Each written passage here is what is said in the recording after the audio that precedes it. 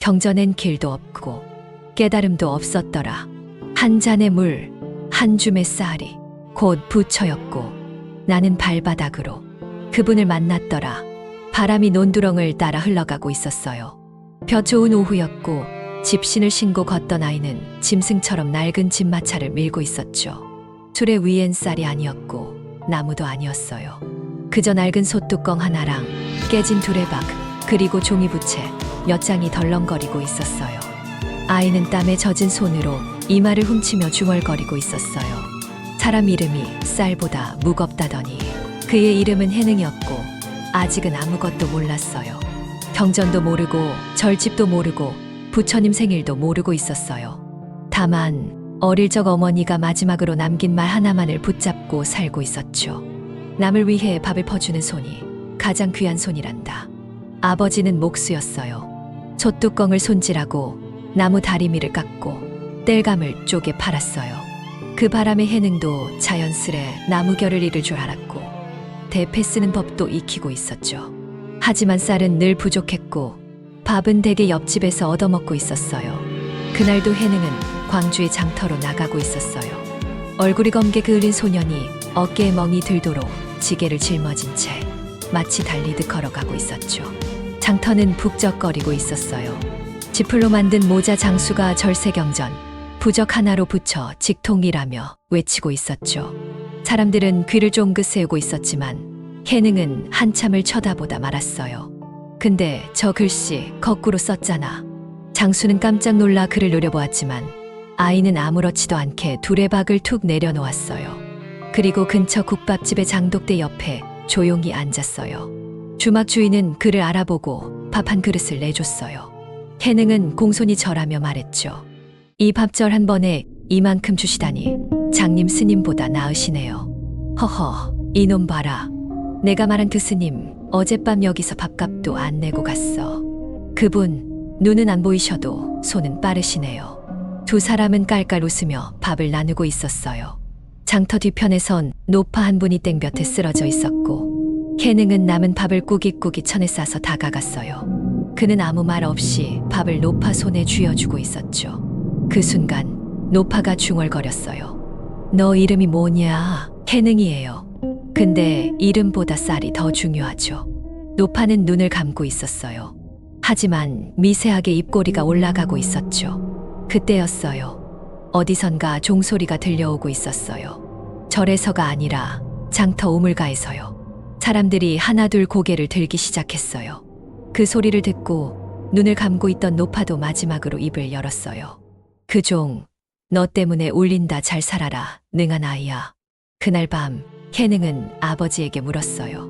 아버지, 저는 뭘 잘하는 사람일까요? 아버지는 대패질을 멈추지 않고 대답했어요. 글도 모르고 절도 안 다니니 스님은 못 되겠지. 하지만 남 밥그릇을 먼저 채워주는 놈은 부처보다 낫지. 해능은 고개를 끄덕이며 말하고 있었어요. 그러면 저는 쌀가마니보다 무거운 이름은 필요 없어요. 그냥 밥 퍼주는 사람 그거면 돼요. 아버지는 말없이 아들의 등을 토닥이고 있었어요. 장터 바람이 문사를 흔들고 있었고 어느 구석에선 집신이 삐걱거리고 있었어요. 그날 밤 해능은 몰래 국밥집에서 남은 쌀을 가져다 동네 굶주린 집 문 앞에 놓고 있었어요. 그 문 앞에 붙은 말 한 줄을 그는 보고 있었죠. 부처를 찾지 마라. 밥에 있다. 그해 여름은 유난히 대나무가 잘 자라고 있었어요. 비가 자주 오고 볕도 세고 숲은 마치 거대한 소립방석처럼 푸르게 퍼지고 있었죠. 해능은 아버지를 대신해 나무를 하러 숲에 들어가고 있었어요. 집신 밑창이 닳도록 걷고 있었고 허리에 두른 끈엔 톱과 도끼가 매달려 있었어요. 도끼도 글씨처럼 쓰는 거면 참 좋을 텐데 그는 나무 밑둥을 만지며 그렇게 중얼거리고 있었죠. 숲 안쪽에선 묘한 소리가 나고 있었어요. 후욱툭 후욱툭 누군가 대나무를 베고 있었어요. 해능은 살짝 몸을 숙였고 나무십 사이로 그 모습을 보고 있었어요. 허름한 옷차림의 스님 한 분이 이마에 땀이 송골송골 맺힌 채로 대나무를 향해 칼을 휘두르고 있었어요. 하지만 대나무는 꿈쩍도 않고 있었죠. 칼이 부딪힌 건 나무가 아니라 그림자였거든요. 스님은 씩씩대며 외치고 있었어요. 어째서 이놈의 마음 그림자는 안 잘리는 게냐. 그 말에 해능은 그만 웃음이 터졌어요. 입을 막으려 했지만 이미 너무 늦었고 스님은 고개를 돌려 해능을 향해 말했어요. 거기 너 몰래 훔쳐보면 안 되는 줄 몰라? 그게 아니라요. 마음 그림자를 자르시길래요. 너무 이상해서요. 이상한 게 아니라 수행이야. 이 몸은 깨달음을 얻고 있었거든. 근데 칼이 자꾸 헛돌잖아요. 스님은 당황한 얼굴로 도끼를 내려놓고 해능을 쳐다보았어요. 그래, 너 이름이 뭐냐? 해능이요. 이름은 무거운데 하는 일은 나무 자르는 거예요. 이름이 해능인데 나무꾼이냐? 글도 모르지. 예. 근데 그림자도 모릅니다. 그냥 안 배지더라고요. 스님은 무언가 깨달은 듯 나무 잎에 앉은 물방울을 뚫어져라 보고 있었어요. 그리고 중얼거렸죠. 그림자는 원래 없으니 자를 것도 없구나. 해능은 슬쩍 다가가 스님의 칼을 집어들었어요. 칼날은 무뎌져 있었고 손잡이는 낡아 있었죠. 이 칼로는 마음도 그림자도 안 잘려요. 대신 저녁밥을 배워볼까요? 스님은 처음으로 웃고 있었어요. 너 참 재밌는 놈이구나. 글은 몰라도 말은 부처보다 낫구나. 그래서 그런가요? 어떤 아줌마가 저더러 너는 입으로 경을 낭송하지 않지만 눈으로 공양한다고 하셨어요. 스님은 조용히 고개를 끄덕였고 그제야 햇빛이 대나무 사이로 스며들고 있었어요. 바람에 흔들리는 잎 그림자들이 그들 얼굴 위를 지나가고 있었죠. 그 순간 해능이 물었어요. 스님, 그림자가 마음이라면 왜 마음은 잘 안 보여요? 스님은 대답 대신 물통을 꺼내 해능에게 건넸어요. 이걸 마셔봐라. 내가 마시기 전까진 그건 그저 물이지. 그 안에 얼마나 깊은 샘이 있었는지는 마셔봐야 안다. 그날 저녁 해능은 대나무를 베지 않고 집으로 돌아오고 있었어요. 손엔 물 한 바가지와 스님의 낡은 말이 남아 있었죠. 그림자는 바람에 흔들려도 뿌리는 움직이지 않는다. 그리고 그는 이렇게 혼잣말하고 있었어요. 마음도 그럴까? 흔들려도 사라지질 않는 걸까? 대답은 없었어요. 하지만 멀리서 풀벌레 소리가 들리고 있었고 그 소리는 꼭 내 말이 맞아라고 속삭이는 것 같았어요. 쌀가루가 하얗게 흩날리던 날, 해능은 돌절구를 찌으며 마음을 듣고 있었어요. 방앗간의 돌절구가 쿵쿵 하고 울리고 있었어요. 쌀가루가 바람에 흩날리고 있었고 해능은 커다란 나무망치로 곡식을 찢고 있었죠. 그는 어깨에 땀이 배도록이라고 있었고 두 손은 매끈하게 달아 있었어요. 하지만 눈빛은 이상하게 맑고 고요했어요. 마치 절간 스님처럼요. 그날따라 방앗간에선 이상한 일이 벌어지고 있었어요. 야, 너 그 애 봤냐? 맨날 여기서 쌀 찌는 애. 걔 이름이 뭐더라? 해장국. 아니야, 해능이야. 해능. 주인 아저씨는 해능이 쌀을 찌는 걸 한참이나 바라보다가 다른 손님에게 중얼거렸어요. 이상하게 저 녀석이 찌은 쌀은 더 맛있어. 그러자 옆에서 국수 뽑던 아주머니가 말했어요. 맞아요. 그 애가 찌은 쌀로 밥하면 꼭 부드럽고 김도 잘 올라오더라고요. 스님도 아니고 선비도 아닌데 쌀은 어찌 그리 조심히 다루는지 원. 그 순간 해능은 방앗간 뒤쪽에서 혼잣말을 하고 있었어요. 이 쌀도 나처럼 많이 맞아봤겠지. 그래도 안 부서지고 이렇게 흰 속을 꺼내노는 걸 보면 옆에 있던 개 한 마리가 고개를 갸웃거렸어요. 해능은 개한테도 말을 걸었어요. 너도 그렇지. 많이 짖는 애가 꼭 센 애는 아니잖아. 마음이 센 애는 조용히 기다리고 있어. 개는 고개를 끄덕이듯 혀를 내밀었고 해능은 웃고 있었어요. 그때 마을에 낯선 스님 한 분이 도착했어요. 풀 묻은 옷자락에 허름한 지팡이를 짚은 노승이었죠. 그 스님은 해능이 쌀을 찌는 모습을 가만히 바라보다가 물었어요. 너는 경도 모르고 글도 모르는데 무엇을 따라 이걸 하고 있느냐? 해능은 손을 멈추지 않고 말했어요. 글은 눈으로 보지만 쌀은 손으로 느껴요. 쌀이 언제 부드러워졌는지는 돌 위에 머물러 본 자만 아는 거겠죠.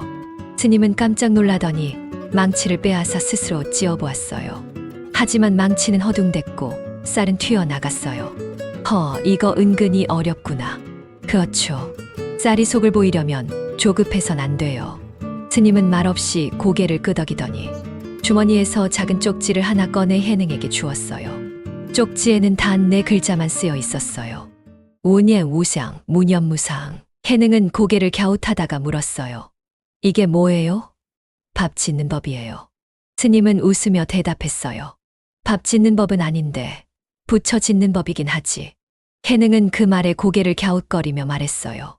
그럼 전 오늘도 부처 짓고 있었네요. 스님은 웃으며 말했죠. 그러게 방앗간에서 부처를 짓고 있었네.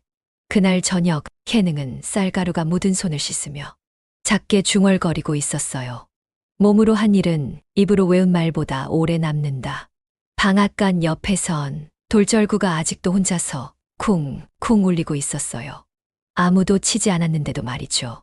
그걸 본 방앗간 주인은 깜짝 놀라며 말했어요. 야야, 저 절구 혼자서 깨달았나 보다. 절집의 새벽은 달기, 울기 전부터 시작되고 있었어요. 해능은 그날도 가장 먼저 일어나 마당을 쓸고 있었죠. 그의 손엔 빗자루 대신 솔가지 묶음이 들려 있었고 걸음걸이는 조심스러웠어요. 먼지보다도 말조심을 더 하고 있었거든요. 이 절집은 크지도 작지도 않았고 스님들은 대부분 한글을 아는 자들이었어요. 경전을 외우는 스님이 있으면 외운 걸 따라 적는 스님도 있었어요. 그들 사이에서 글도 모르는 방앗간 소녀는 눈의 가시였어요. 아니, 저 아이는 무슨 자격으로 절집 청소를 하나. 그러게 말입니다. 경도 모르고 법명도 없고 방앗간에서 오던데요. 어느 스님 하나가 해능이 쓸고 있는 마루를 헛디뎌 미끄러지자 갑자기 목소리를 높였어요. 거봐, 청소도 모르는 놈이 뭘 안다고. 해능은 조용히 몸을 숙여 빗자루를 다시 정리하고 있었어요. 그런데 그걸 지켜보던 눈먼 노승 한 분이 조용히 다가와 말을 걸었죠. 얘야, 너는 지금 무엇을 쓸고 있느냐? 해능은 살짝 고개를 들어 대답했어요. 먼지예요. 그런데 쓸면 또 생기더라고요. 노승은 고개를 끄덕이며 빙긋 웃었어요. 그래. 그러니까 그걸 멈추지 않는 것이지. 그날 오후 절에서는 경전 필사대회가 있었어요.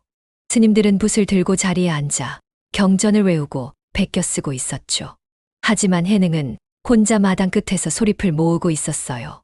그 아이는 어찌 늘 잔일만 하는가. 경전을 몰라서 그렇지.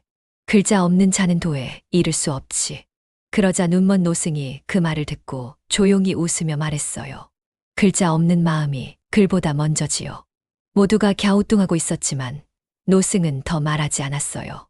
다만 해능이 있는 쪽으로 천천히 다가갔고 그의 앞에서 조용히 앉아 말했어요. 얘야, 경전을 본 적 있느냐?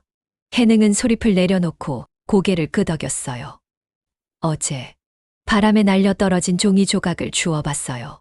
그런데 글씨보다는 종이 냄새가 더 기억에 남았어요. 노승은 고개를 끄덕이며 말했어요. 좋다. 그 종이도 경이고 그 냄새도 경이지. 그 순간 한 스님이 다가와 짜증 섞인 말투로 중얼거렸어요. 노스님, 아무리 그래도 글도 모르는 애한테 법을 얘기하면 되겠습니까? 노승은 조용히 빙그레 웃으며 말했다. 글은 눈으로 보는 것이고 법은 마음으로 듣는 것이네. 눈은 멀었어도 마음은 아직 젊지 않은가. 그리고 노승은 자신의 지팡이 끝을 들어 달을 가리켰어요. 사람들은 저기 달을 가리킨 손가락만 보지. 나는 그 달을 직접 본 적은 없네. 하지만 그 빛이 내 볼을 스치고 있다는 건 느끼고 있네. 해능은 고개를 들어 하늘을 봤어요.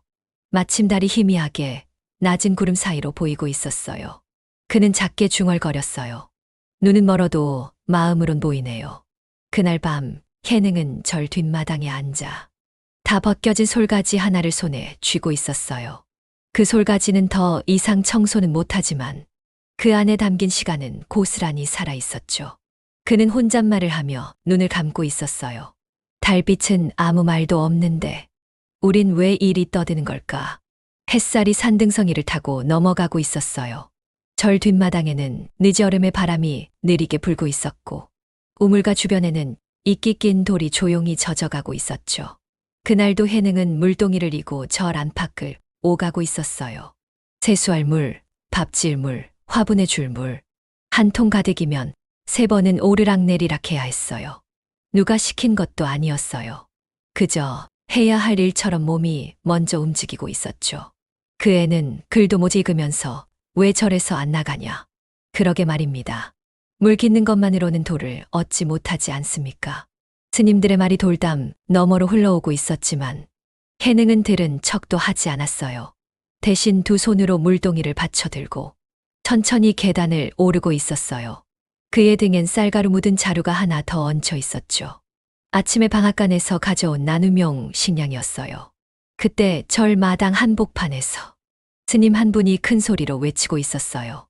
대중이여, 오늘은 금강경에 응무소주 이생기심을 설하겠소. 스님은 위엄 있게 목탁을 두드리며 경문을 외우기 시작했죠. 색즉시공 공즉시생 마음은 머무르지 말지어다. 그 순간 돌계단 아래를 지나가던 해능이 물동이를 놓치고 말았어요. 물은 와장창 소리를 내며 땅에 쏟아졌고 그 소리에 경을 외우던 스님도 잠깐 말을 멈췄어요. 모두가 해능을 쳐다봤고 어떤 스님은 눈살을 찌푸리며 중얼거렸어요. 마음이 산란한 자는 물도 다룰 줄 모르지. 그때 해능이 허리를 숙이며 말했어요. 죄송합니다. 근데 경문이 너무 무거워서 제 물동이가 그걸 못 버텼나 봐요. 한순간 정적이 흘렀고 곧이어 어딘가에서 웃음소리가 새어나왔어요. 스님 중 한 분이 물었어요. 너는 응무소주 그게 뭔 뜻인 줄은 아느냐? 해능은 고개를 갸웃하다가 대답했어요. 글은 모르지만요. 물이 담겨도 물통이 물이 아니고 경이 입에 있어도 마음이 경은 아니죠. 그래서 저는 그냥 조용히 물을 깃고 있었어요. 아무데도 머무르지 않고 다만 가고 있었어요. 그 말을 듣고 노스님 한 분이 조용히 입을 열었어요. 그래, 그대는 물을 깃고 있었지만 사실은 마음을 깃고 있었던 게지. 모두가 조용해졌어요. 바람이 한 번 크게 지나가고 우물 속 물결이 가볍게 흔들렸어요. 그날 저녁 절의 종이 울리고 있었어요. 일모를 알리는 종소리가 산사에 퍼져가고 있었죠. 스님들은 종각 아래 모여 앉아 경을 외우고 있었지만 해능은 여전히 우물가에서 빈 물통을 손에 들고 있었어요.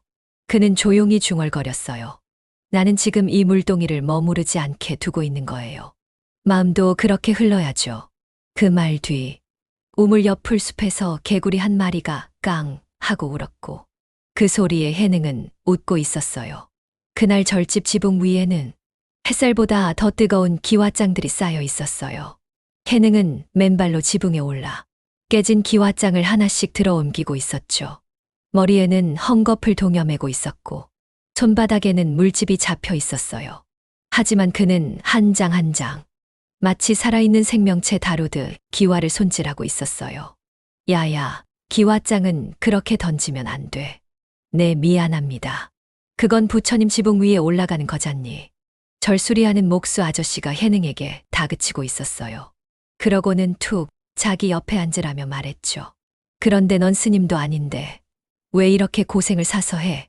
해능은 물통을 내려놓고 대답했어요. 기와장도요. 누가 안 써준다고 버려지진 않잖아요. 저도 그렇고요. 목수 아저씨는 한참을 말없이 앉아 있다가 무릎을 치며 말했어요. 허허, 이놈 말솜씨 봐라. 우리 절집에서 제일 무거운 벽돌은 내 마음이겠다. 그때 아래 마당에서 한 스님이 해능을 불렀어요. 얘야, 저쪽에 있는 깨진 기와들 좀 골라내라. 예. 해능은 땀을 훔치며 내려왔고 기와더미 사이에서 깨진 것들을 하나하나 집어내고 있었어요. 그중 하나, 유난히 가운데가 움푹 파이고 태양빛을 반사하고 있는 기와장이 있었어요. 그걸 손에 든 해능은 문득 중얼거렸어요. 이 기와장도 빛을 머금고 있었네요. 그 순간 뒤에서 스님 한 분이 물었어요. 그게 무슨 의미냐? 해능은 고개를 돌리지도 않은 채 말했어요. 깨졌다고 다 버릴 수 없어요. 빛을 반사하는 건 흠이 난 그 부분이잖아요. 그래서 전 이 기와장이 저보다 부처에 더 가까운 것 같다고 생각했어요. 스님은 아무 말도 하지 않았고 잠시 후 다가와 기와장을 해능에게 건넸어요. 이걸 너한테 맡길게. 버릴지 지붕에 올릴지 내가 결정해봐라. 해능은 기와장을 조심스럽게 안고 절 뒷마당으로 걸어가고 있었어요. 그는 말없이 작은 돌무더기 옆에 그 기와 한 장을 놓고 가볍게 절을 했어요. 그리고 혼잣말을 하고 있었죠. 흠난 것도 누군가의 머리 위엔 그림자를 만들어줄 수 있어요. 그날 저녁 절 지붕에서 스님들이 새 기와를 올리고 있었고 캐능은 마지막 한 장의 기와장을 손에 들고 올라가고 있었어요. 그 기와장은 아까 그 흠난 기와였어요. 그는 그것을 가장 구석, 나무 한 그루의 그림자가 드리워지는 지점에 올렸죠. 목수 아저씨가 물었어요. 왜 하필 거기야? 거기면 햇빛이 가장 적게 비치니까요. 그 흠이 덜 보일 거예요. 바람이 지나가고 있었어요. 지붕의 기와들이 바람에 흔들렸지만 그 한 장만은 이상하게 조용히 앉아 있었어요. 캐능은 조용히 미소를 지으며 중얼거렸어요. 기와장도 부처가 될 수 있겠네요. 그 말에 목수 아저씨가 머리를 긁으며 말했어요. 야야, 넌 대체 어디서 배운 거냐? 캐능은 대답했어요. 배운 적은 없어요.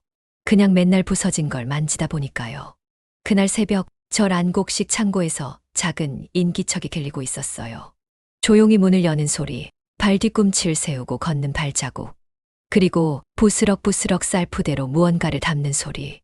달빛 아래 캐능은 커다란 자루를 등에 메고 절을 나서고 있었어요. 그 얼굴엔 죄책감도 없었고 기도문도 없었어요. 다만 어딘가로 향하는 단단한 의지만이 그의 걸음을 따라오고 있었죠. 마을로 내려가는 길엔 지붕이 무너진 집, 굴뚝 연기조차 안 나는 집, 아침이면 삐걱대는 우물 뚜껑만 열렸다 닫히는 집들이 있었어요. 그는 그 집들 하나하나에 자루 속의 쌀을 조금씩 정성껏 나눠놓고 있었어요. 어떤 집엔 기와장 아래에, 어떤 집엔 창살 틈으로, 어떤 집엔 아이 손바닥만 한 항아리 뚜껑 밑에 슬그머니 남겨두었죠. 다시 절로 돌아왔을 땐 새벽 닭이 울고 있었고 마당엔 목탁 소리가 울리고 있었어요. 얘야, 너 어디 갔다 왔느냐? 그때 곡식 창고의 책임을 맡은 도량 스님이 얼굴을 붉히며 소리를 질렀어요. 창고 쌀이 반이나 줄었어. 이건 절 도둑이야. 누구야? 캐능은 그 소리를 듣고 말없이 창고 앞에 서 있었어요. 스님, 제가 가져갔습니다. 너는 글도 모르고 법도 몰라서 이제는 도둑질까지. 도둑질은 아니었어요. 그냥 부처님 밥을 부처님께 드렸을 뿐이에요. 그게 무슨 말이냐? 그때 옆에서 조용히 지켜보던 노승 한 분이 입을 열었어요. 조용히 하게. 그 아이 말이 맞아. 예. 법당 안에 앉아있는 목조 부처도 부처지만 굶주린 아이의 뺨 위에 맺힌 눈물도 부처일세. 모두가 멈춰섰어요. 캐능은 조용히 말하고 있었죠. 제가 드린 건 쌀이 아니라 하룻밤 따뜻한 밥이었어요. 아이 하나는 밥솥 앞에서 손을 비벼대고 있었고 어머니 하나는 쌀알을 씹다가 울고 있었어요. 저는 그걸 그냥 보고만 있을 수 없었어요. 노승은 조용히 고개를 끄덕이며 도량 스님에게 말했어요. 자네는 창고의 쌀을 지키고 있었지만 그는 사람의 허기를 지키고 있었네. 그날 오후 절 안에서는 쌀을 기부하겠다는 사람들이 몰려들었어요. 누군가는 방앗간에서, 누군가는 국밥집에서, 누군가는 자기 먹을 한 끼를 내놓으며 말했어요. 그 아이가 준 밥 때문에 우리 딸이 오늘 웃었습니다. 그 쌀 한 줌이 이 마을의 불을 다시 지폈어요.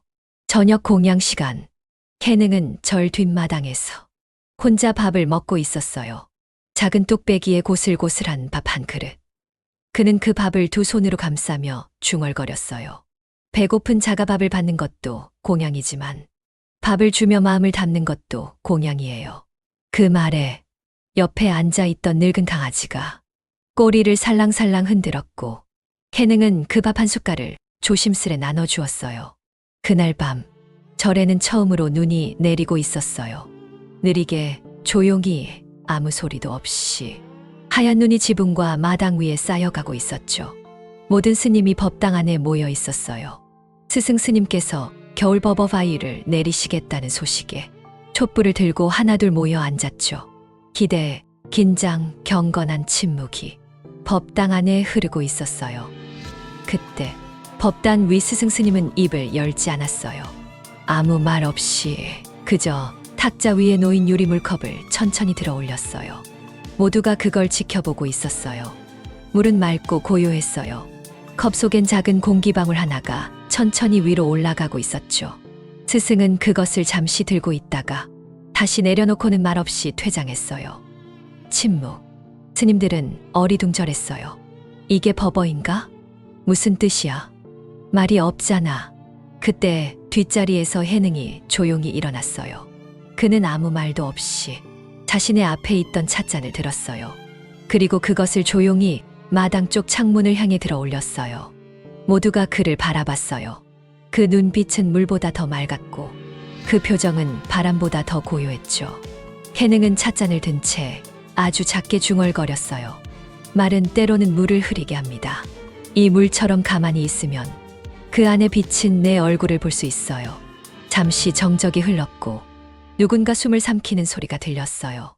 그 다음 순간 법당 안에 스님 한 명이 무릎을 꿇고 고개를 숙였어요. 곧이어 또 한 명, 또 한 명. 법당 안엔 설법 없는 설법이 울리고 있었어요. 그날 밤 스승 스님은 법당 옆방에서 조용히 미소 짓고 있었어요. 옆에 있던 제자가 물었죠. 스승님, 그 아이는 아무 말도 하지 않았는데 다들 왜 고개를 숙였을까요? 스승은 대답했어요. 그 아이는 부처를 설명하지 않고 그냥 보여주었을 뿐이다. 깨달음은 소리에 있지 않다. 오히려 소리 없는 찰나에 있다. 법당을 나서던 해능은 마당에 소복이 쌓인 눈 위에 발자국을 남기고 있었어요. 그 발자국은 똑바로 이어졌고 어느 한 점도 흔들리지 않았어요. 그의 발 아래엔 찻잔의 물처럼 고요한 길이 펼쳐지고 있었죠. 그 순간 눈송이 하나가 해능의 손등에 내려앉았고 그는 조용히 중얼거렸어요. 이 눈도 말없이 세상을 깨우고 있었네요. 겨울의 끝자락, 절마당엔 아직 눈이 녹지 않은 채 반쯤 얼어붙어 있었어요.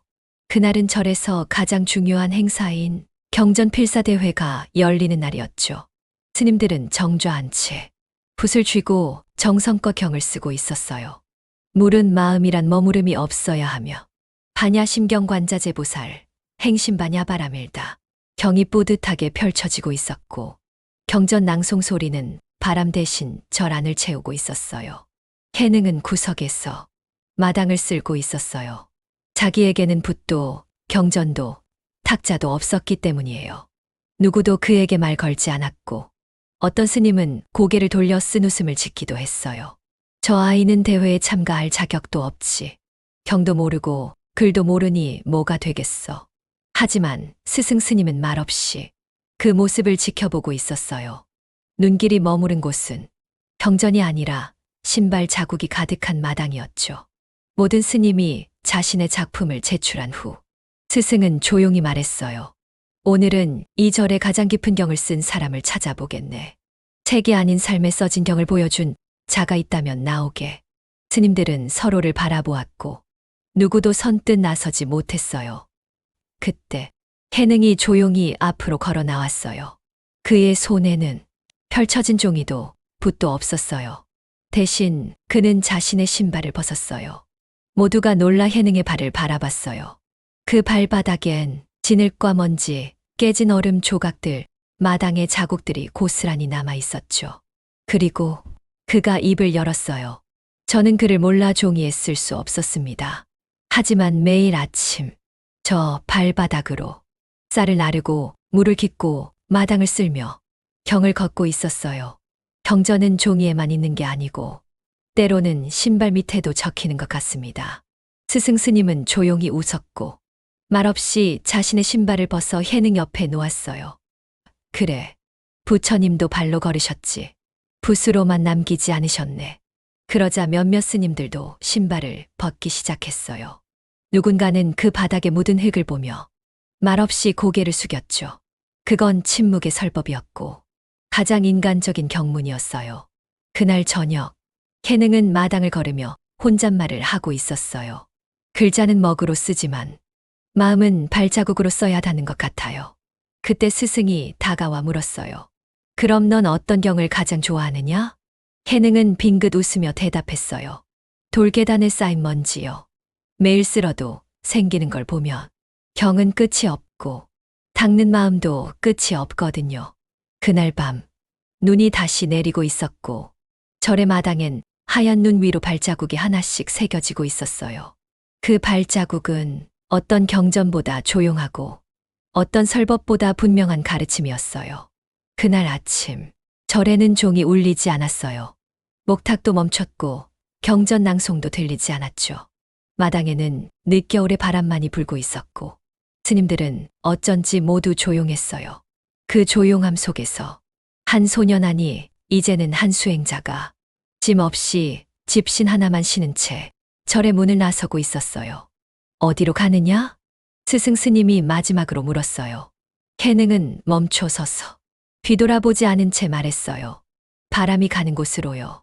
바람은 어디로 가는지 아무도 모른다. 부처도 그랬다고 들었습니다. 그 누구도 어디로 가는지 몰랐다고요. 스승은 조용히 고개를 끄덕였어요. 그리고 말했죠. 너는 이제 스승이 없어도 되겠구나. 예. 왜냐하면 배운 것은 다 잊었고 남은 것은 다 걸음뿐이니까요. 절 안의 제자들이 그를 바라보고 있었어요. 어떤 이는 눈물을 흘렸고 어떤 이는 조용히 합장하고 있었어요.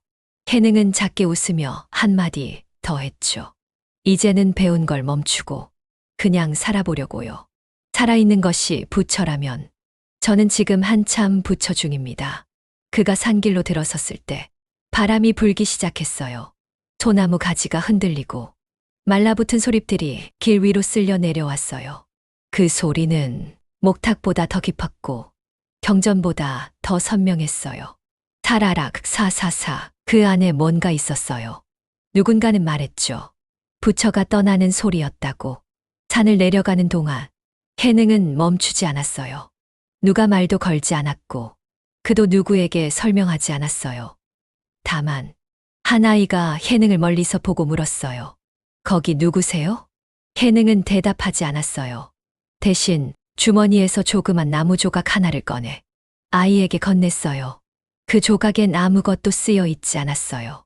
하지만 아이는 이상하게 마음이 편안해졌죠. 그 뒤로 사람들은 그 나무 조각을 해능의 경이라 불렀어요. 많은 시간이 흘렀어요. 그 절엔 더 많은 제자가 생겼고 더 많은 경전이 복사되었고 더 많은 법어가 기록되었어요. 하지만 모두가 기억하고 있었어요. 그날 눈도 비도 아닌 바람이 부처를 데려갔다는 걸. 그의 이름은 오래 남지 않았지만 그의 걸음, 그의 침묵, 그의 미소 한 조각은 수천의 사람들 마음속에서 여전히 걷고 있었어요. 그리고 지금 이 글을 읽는 당신 안에도 그 조용한 바람이 불고 있을지 몰라요.